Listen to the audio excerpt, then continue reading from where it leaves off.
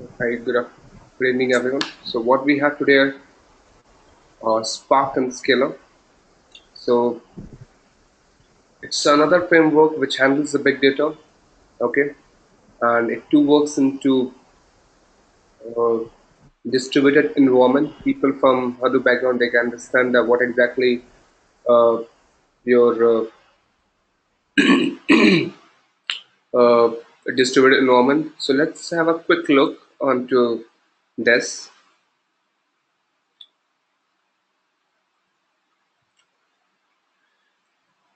What is Spark? So, Rakesh, I believe you might have gone through the MapReduce and all other concepts. So, what are the challenges you work when working with the MapReduce, Rakesh? Any idea? MapReduce, you need to write a lot of code compared Right. to say any other language, and what I understand is Hadoop, the regular MapReduce, it's designed for batch processing. Exactly. It's not for real. So, let me show you some challenges we are facing into MR and the complexity of MR. First thing is that everything you're writing into MapReduce, it's in key value pairs, right? Yes, Right. So, how to handle this challenge into Spark? So let's say some talk about iterative algorithm. I hope you understand iterative algorithm, recursive algorithm, right? yes, Okay. So let's say we have to run a recursive algorithm onto your cluster. And if you're using MapReduce algorithm, how it will work and the challenge what we will face while using the MapReduce. Okay. So let's say we have this is our job one in production. What we have job chaining. Okay. So let's say we have multiple jobs here.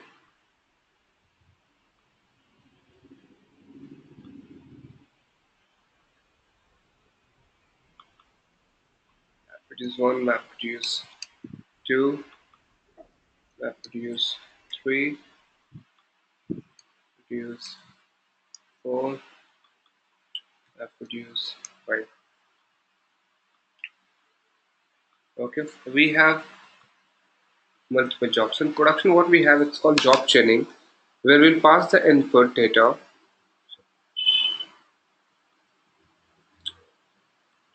Right. Let's say we pass the input data to this MapReduce job from HDFS, right? And then this output, it will process and give the output, right?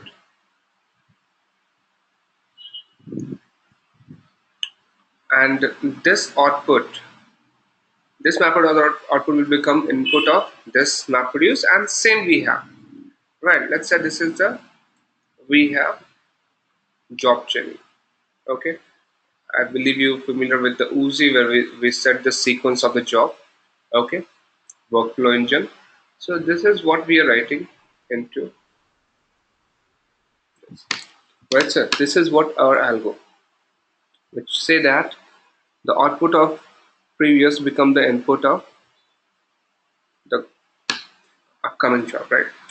Now let's say I have a job.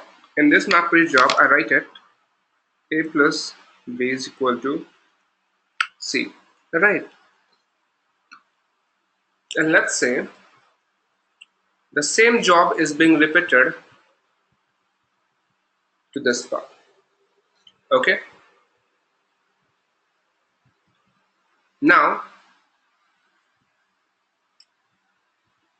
let's say A plus B and it process the data and get the output. So output will become, let's say A is equal to 1 and B is equal to 2. So C, let's say C is equal to 3.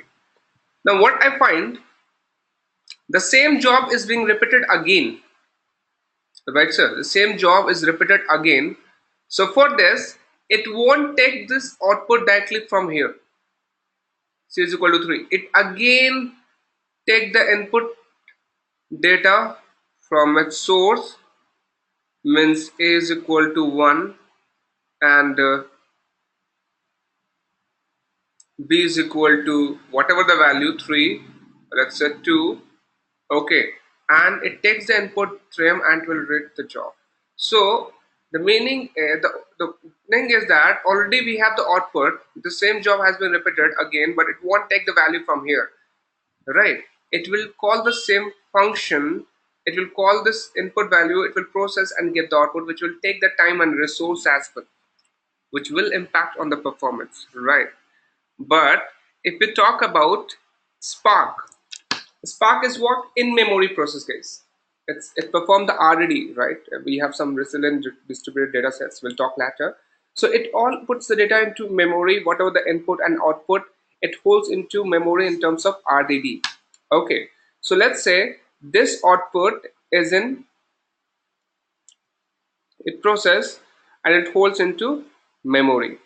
When this code, the same code, recursive code will be called again, it won't read this disk and process and get the output. It directly will read the data from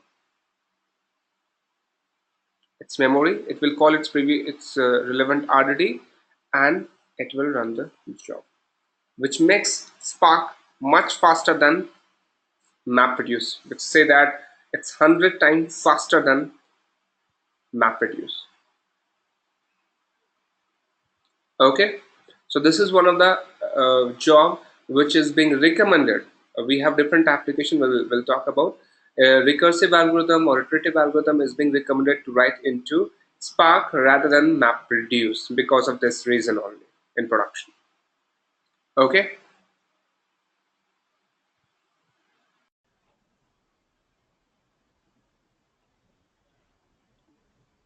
so now the second application we'll talk about Spark. Spark is called the in-memory and your Hadoop MapReduce what called the disk process reason.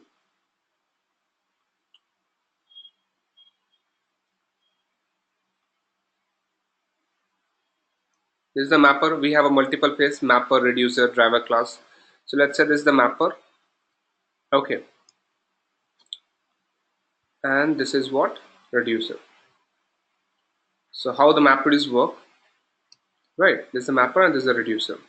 So we pass the input to the mapper from SDFS. Right. Pass the mapper from SDFS.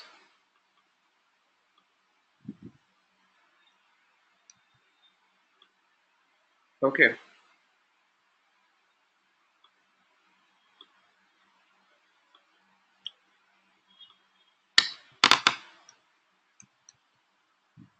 Right. I'll let you something.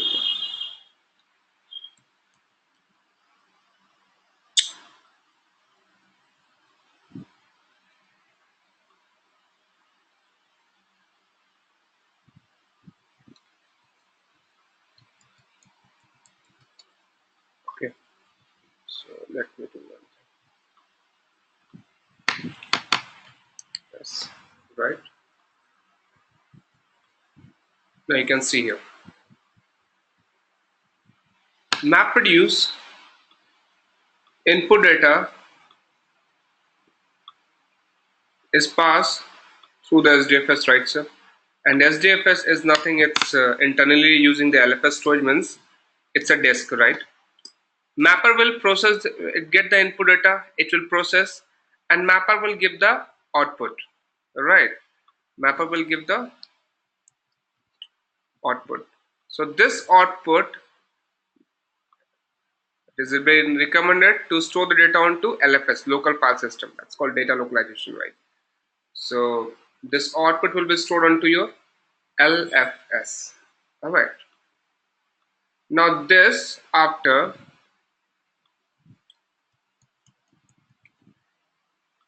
that's what we have. Just give me some time.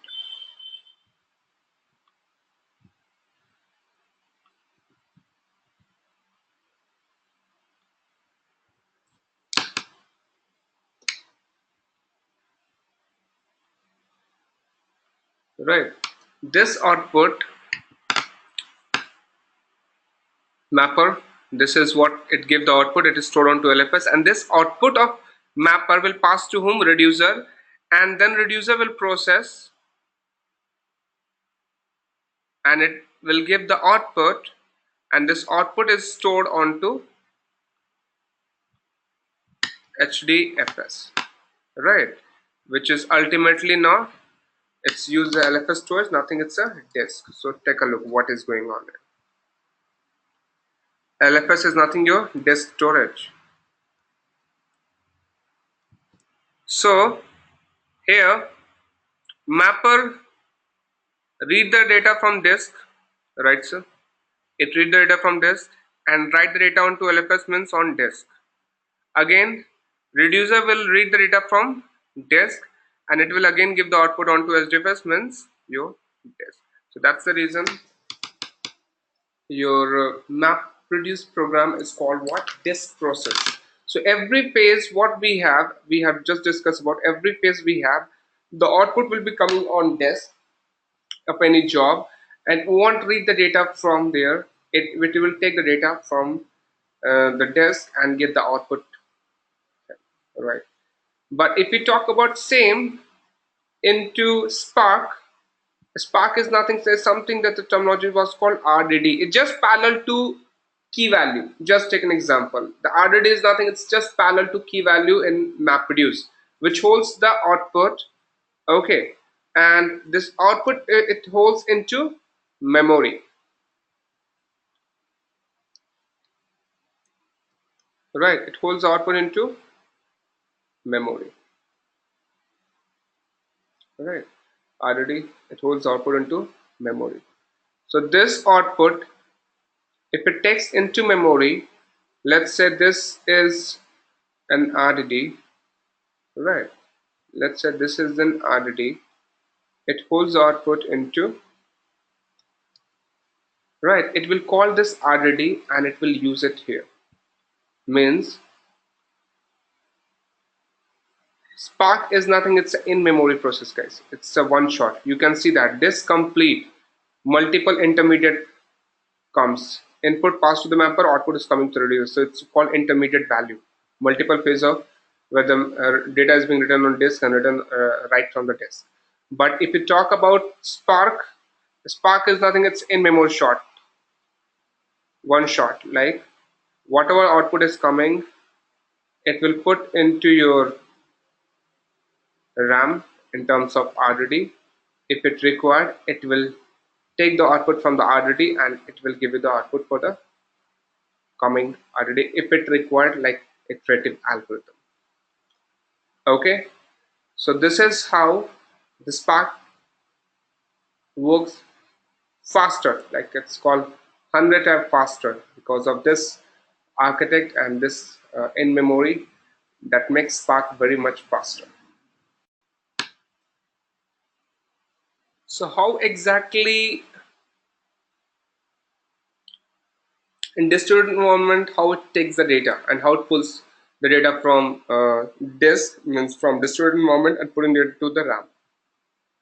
So let's say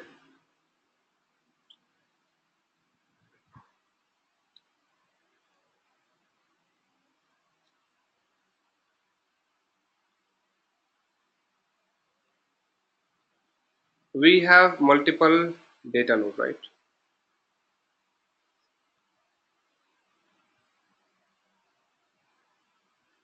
Right, sir. Let's say this is a data node 1, it's a data node 2, it's a data node 3, it's data node 4, and so on. Right. And every machine, what we have, let's say we have value a is equal to 1, b is equal to 2. Let's say some values are being stored, distributed into multiple machines. Okay, I'm just giving a fair idea how exactly it put the data into the RAM. Okay, c is equal to 3 and so on. Okay, for having 5, so a to z, let's say we have some value a to z and it has been distributed onto multiple node. Okay,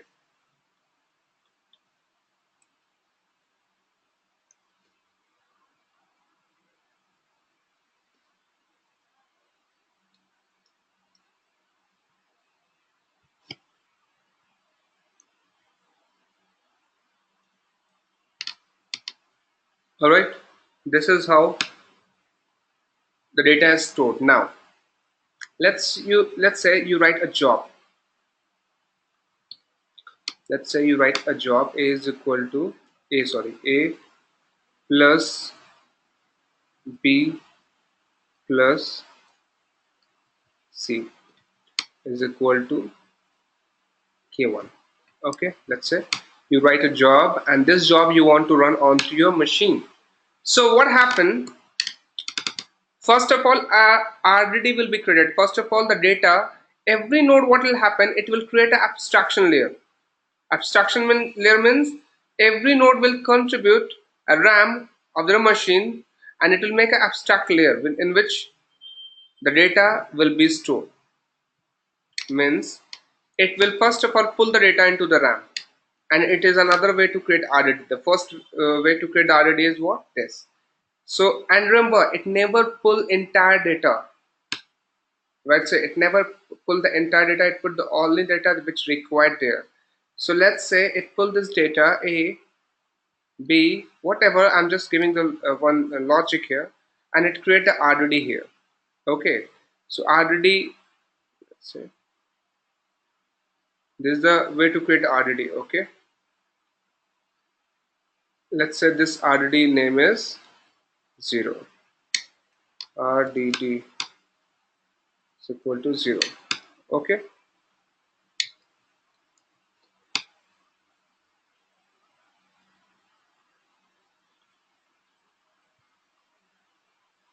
now let's say create RDD1. What will do?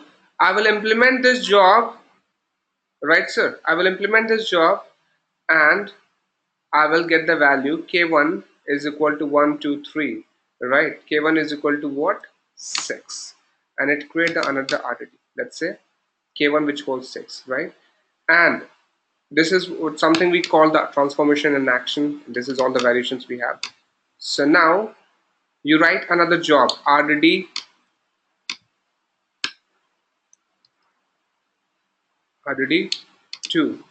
right? And in RDD2 you write a job. Job is what called? RDD2 you have written K1 plus D is equal to F1. That's it. So what will do? It will call this RDD. It will use this value into K1, and D1 will be loaded. It will be taken into here, and it will give the output. Okay, so this is how the cluster is working into distributed environment. When you're using Spark, it put that first data into the memory, pull the data into the memory, and then we write the job according to the input file. It will take the data, and every output will be created as an RDD. If this same RDD is being called, it will unnecessary. It will K1 is means A plus B plus C. It will use this K1 directly, means calling this RDD from the memory and put it there, and recall this RDD and giving the output. Okay, so let me go. Okay, so what exactly Spark and real time, how it is working? Um, let's say, so let's move this all the big data. I believe you understand that's more into IBM data velocity is there. So how to handle this big data? We have a different mechanism to work with the big data: Hadoop, Cassandra, Spark, MongoDB. So what Spark today? It's a general purpose, and it's a cluster in-memory computing system. It's used for the data analysis. And Spark is written in Scala, but it supports three programming language: Java, Scala, and Python. You can easily work, and it provides optimized engine as well. So that all the optimization engine will talk about in Spark how it works. Spark is good for the structured data as well. Like in Hadoop, we have Hive, the query language HQL. In the same way, Spark is having the Spark SQL for the structured data. Okay. So Spark is much faster. It's good for the analytical frameworks, right? So just now we have discussed where the Spark is being more used. Provide powerful caching and disk persistence capabilities, faster batch, real-time stream processing, faster decision making, iterative algorithm, and iterative data analysis. These are the applications where the Spark is much more demanding. Okay. Now the first project The first, you can say the Spark uh, comes with Hive. I believe you are familiar with the Hive. It's Hadoop ecosystem, which is another tool which process structured data. That's called Hive core language.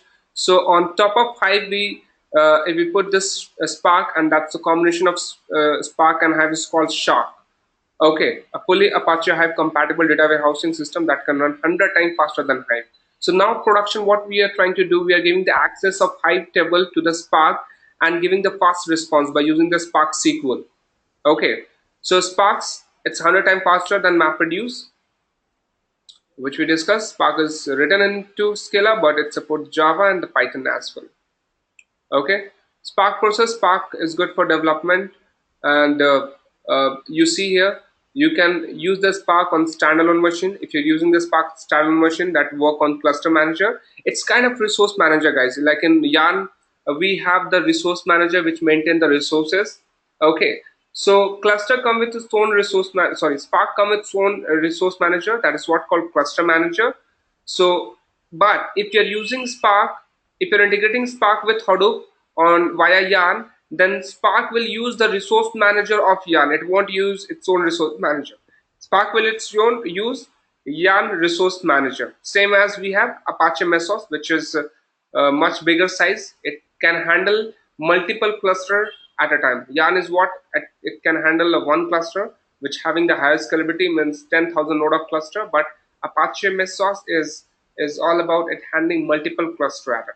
So in production we are coming with this Spark with Yarn. That is what for storage purpose we are using today Hadoop for distributed environment, but with processing we are replacing MR from Spark via using we are putting a Spark on top of Yarn. Okay, so let's have some quick version timeline. 24th Spark 0.2 0.86. This is the version which you have.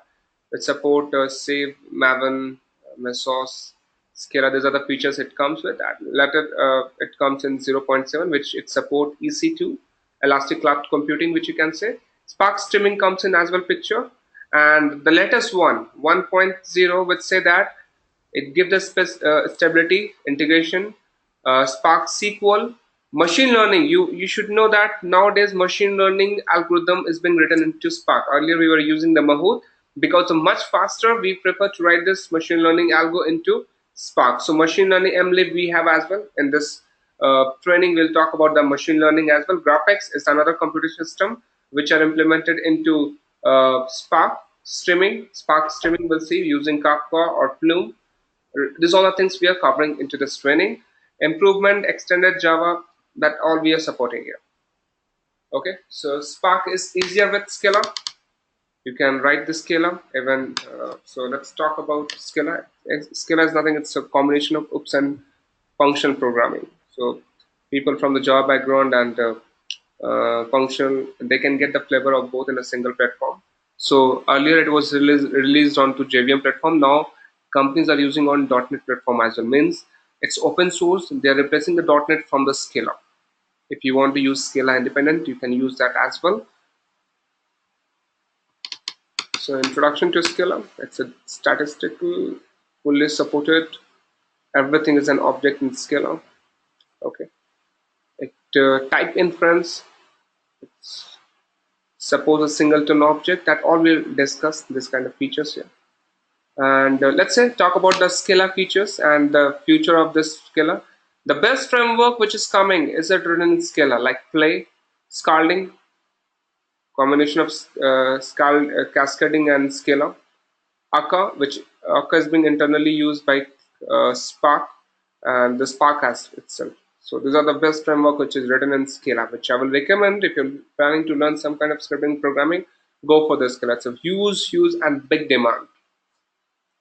Okay, so Scala is, look how exactly it works. If you say why it is faster, Scala. See here.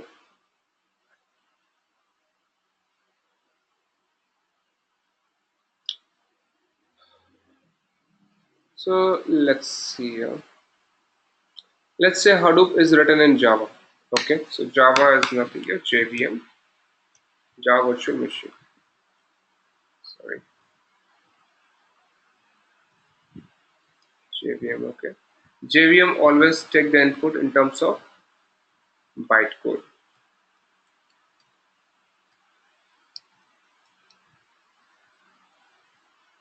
and it takes the input into bytecode. So let's say we have multiple ecosystem like Pig, Hive, Scoop. Okay, these are the ecosystem. What we have, these all the ecosystems are built on top of Hadoop. So what happened internally? Why these tools are slow? Let's say whenever we write this code, Pig is a scripting language which use the Pig Latin. Hive use the query language, SQL. Scoop is SQL plus Hadoop concept. So what happened when you write this job, this kind of code? The code won't execute. Reason, because this all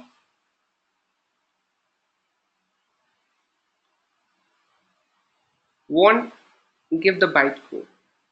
When I directly write the Pig Latin and onto this compiler, it will fetch an exception. So what happened internally? This code will convert into MapReduce program. This is what the fact. This code will internally convert into MapReduce program, that's streaming. And this MapReduce program will be given in terms of bytecode to the cluster, and so on. The job will execute. I hope you got it.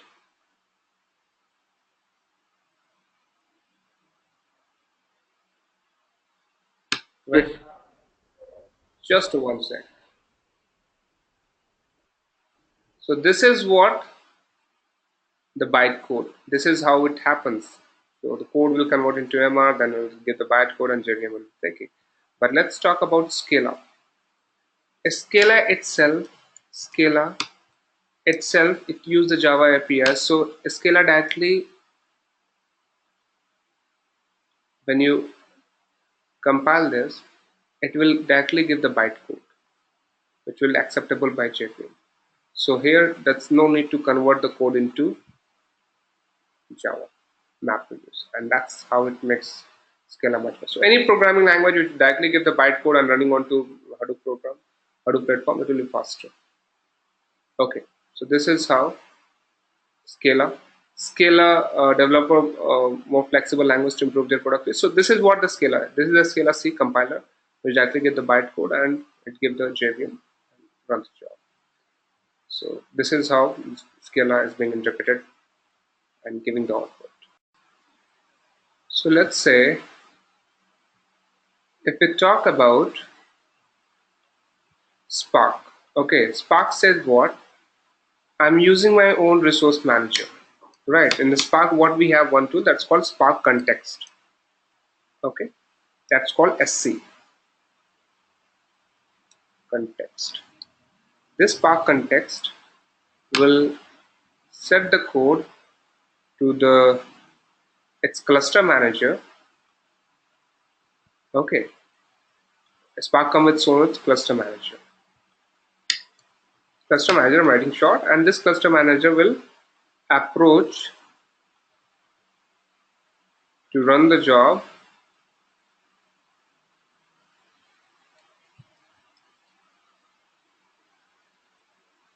This cluster manager will allocate the resource to the, this is something called executor node, or you can say that your node which your data is there, right? And then Spark Context, there's a one thing, something driver manager. Okay, it will run the job onto the multiple node. Okay, that's executor. Here we can say, you can take an example like data node. These are the multiple machines where the job is running, which is mandatory. So what happen if you're using Spark on standalone machine? You can install the Spark on standalone machine. So in that condition, your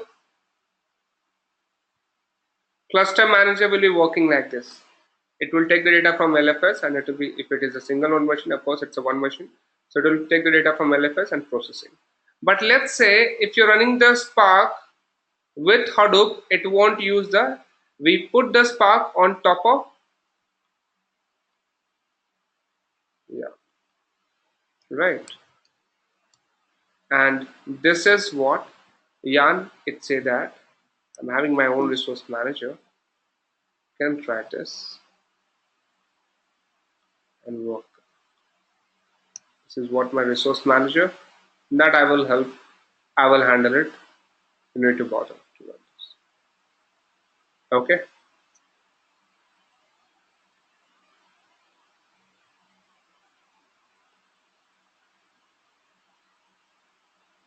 let me go back.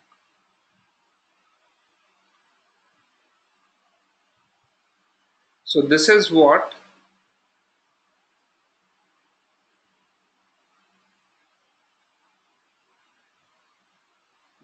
the story of Spark. It depends upon you on which platform you're using Spark, Mesos, Spark. Okay. In real time, this is the data rate is going on. Okay, per second, Facebook is getting almost 1.7 million clicks. Okay, in front end, how to process this all the bulk, a huge, massive amount of data. Uh, this is the application in real time. Amazon is getting the recommendation page. It's quite similar. And what are the application and how they're using the Spark streaming, how they're using the Spark SQL, Spark with Scala, machine learning, Spark with that. So what are the different application at the backend they're using to get this fast response that we are going to discuss. Okay.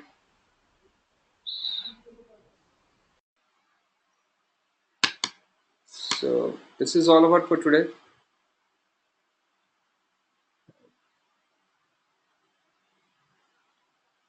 Okay.